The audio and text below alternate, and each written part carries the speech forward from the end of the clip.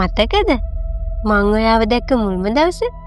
මං එදා hina වුණාම ඔයා ආලෝක දැක්කා වගේ දිව්වමයි ආයි මං ඔයාව දැක්කේ දවස් 15කට පස්සේ. එදා ඉඳලා මං දැක්ක ලස්සනම හිනාව තිබ්බේ ඔයාට. ඇත්තටම මේ එදා දිව්වේ මං එදා දෙවෙත් නෑ අද දුවන්නෙත් නෑ. ඔයා තමයි ගොඩාක් දුර දුවලා තියෙන්නේ.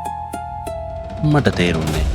සමහර දේවල් තාමත් ඔයාට තේරුම් යන්නේ පරක්කු වෙලා.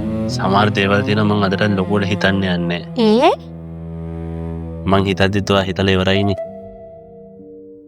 ඇයි අද මාව මෙතෙන්ට එක්කන් ආවේ? ඔයාට හරි පාර පෙන්වන්න.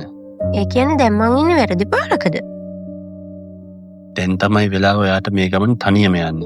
එහෙම ලේසියෙන් අතාරින්න පුළුවන් තැනකින් නෙවෙයි මම අල්ලන් එන්නේ. මට දැන් හරි මහන්සියි. ඇයි? මීට වඩා අමාරු තැන්, මීට වඩා මහන්සි දැනුණු තැන් ඔයා කොච්චර නම් දරාගත්තද? මේක ඊටත් වඩා අමාරු තැනක්. මට බයයි. මට බයයි ඔයාටත් මෙතනට එන්න වෙයි කියලා. ඒකයි මම ඔයාලට තනියෙන් යන්න පුරුදු වෙන්න කියන්නේ. එච්චර දුරට හිතන්න එපා. පුළුවන් කාලයක් උපරිම මාත් එක්ක ඉන්න. හස්වියාගෙන ඉද්දී පසියට මට දැනෙන තනි දැනුනි දෝ